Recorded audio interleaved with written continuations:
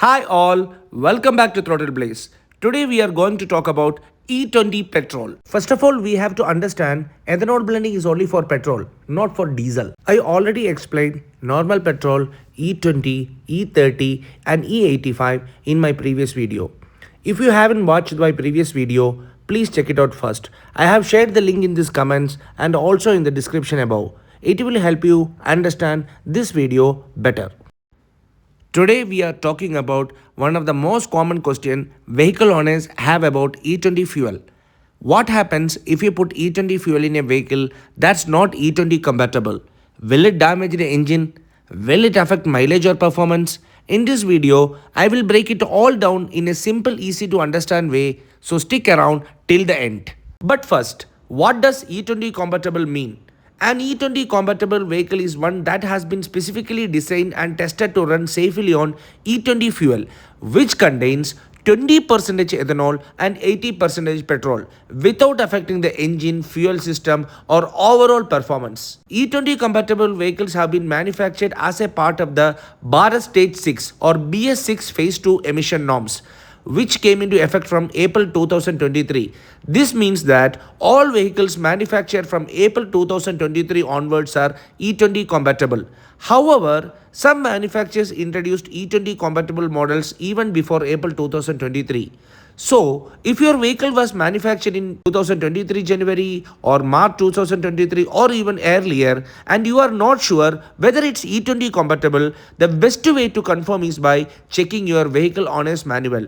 It will clearly mention whether your vehicle is approved for E20 fuel. Before filling E20 fuel, please check your owner's manual or consult with your authorized service center if you have any doubt. Currently, both normal petrol and E20 are available in our petrol bunks. But in future, E20 will become the base fuel, E30, E85 will also be in the market. A common question is, what happens when E20 becomes a standard fuel in the future? The Indian government plans to make E20 the common petrol across the country. As more E20 compatible vehicles enter the market, E20 will gradually replace regular petrol at fuel stations. If you own an older non-E20 compatible vehicle, don't panic. Fuel companies and vehicle manufacturers are expected to provide guidance during the transition. In many cases, older vehicles can still be used, but owners should always follow the manufacturer's recommendations. Now, it's the time for the next chapter. What can happen if you use E20 petrol in a non-E20 compatible vehicle? Let's find out the possible issues one by one. Number 1. Rust. Ethanol naturally absorbs moisture from the air. If a vehicle is left unused for a long time, the moisture absorbed by ethanol can increase the chances of rust forming in metal components such as fuel tank, fuel lines, other metal fuel system parts. Please note, this is more likely when the vehicle is parked for extended periods with old fuel. Regular use and proper maintenance help reduce the risk. Number 2. Rubber parts can get damaged. Older petrol vehicles, especially those not designed for E20 fuel, may have rubber hoses, rubber seals or O-rings, rubber gaskets. Because ethanol is a strong solvent and absorbs moisture, it can cause some older rubber materials to crack, become hard or brittle, swell or deteriorate, develop fuel leaks over time. Please note that this does not happen immediately after one tank of E20 fuel in your old car. It is mainly a long-term issue in older vehicles that were not designed for higher ethanol blends. Modern E20 compatible vehicles using ethanol-resistant rubber materials, so this is not generally a concern in modern vehicles. Number 3. Mileage. Will it affect your fuel economy? E20 fuel has a higher ethanol content, which changes the fuel energy content compared to regular petrol. In older vehicles that are not E20 compatible, you may feel slight reduce in engine performance, acceleration may become less responsive, throttle response can feel slower, you may notice a slight drop in power under heavy load. This is not an immediate engine failure. It is mainly a performance difference that is more likely in older non-E20 compatible vehicles. Number 4. Fuel filter may clog faster. Ethanol can loosen all deposit and dirt inside the fuel tank and fuel lines. These particles may collect in the fuel filter, causing it to clog faster than normal. What will happen if your fuel filter is clogged? Reduce the fuel flow, engine hesitation, hard starting, reduce performance, and fuel filter may need an earlier replacement. This is more common in older, non-E20 compatible vehicles or vehicle with poor maintenance. Now let's see what the government says about E20 fuel. E20 is not suitable for every vehicle. If your vehicle is E20 compatible, you can safely use E20 petrol. For older, non-E20 compatible vehicles, some rubber components like hoses and seals may wear out faster over time.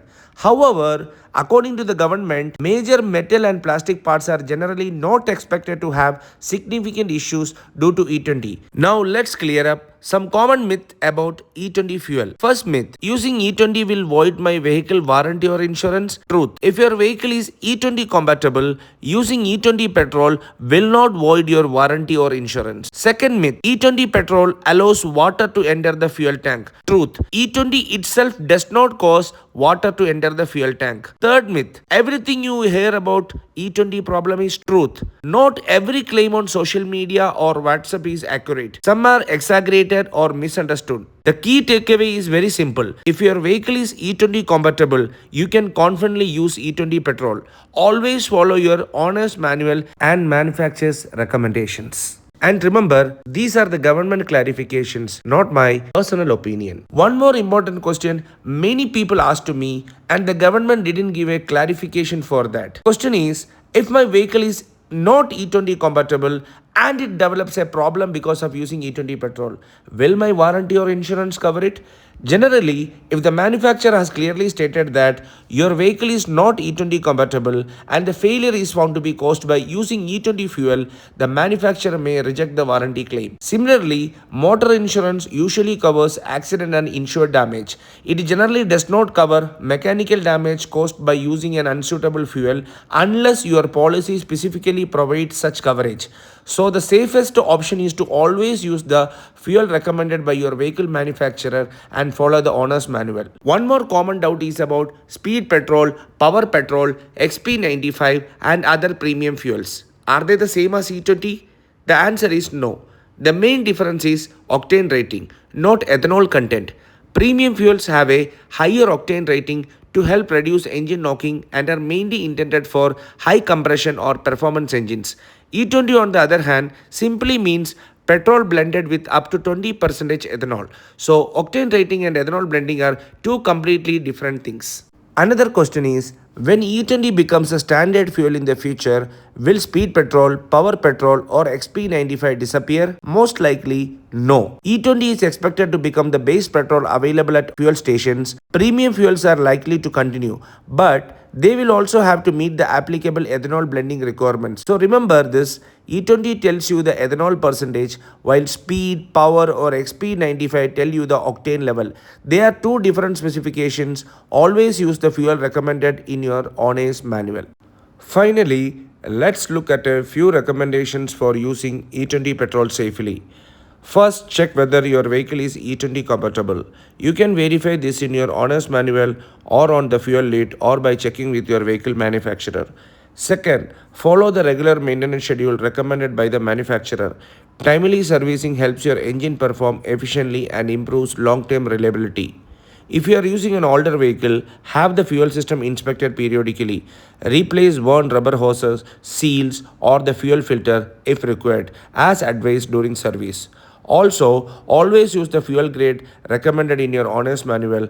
Whether it is regular petrol or premium petrol, follow the manufacturer's recommendation. The key takeaway is very simple. If your vehicle is E20 compatible, you can confidently use E20 petrol.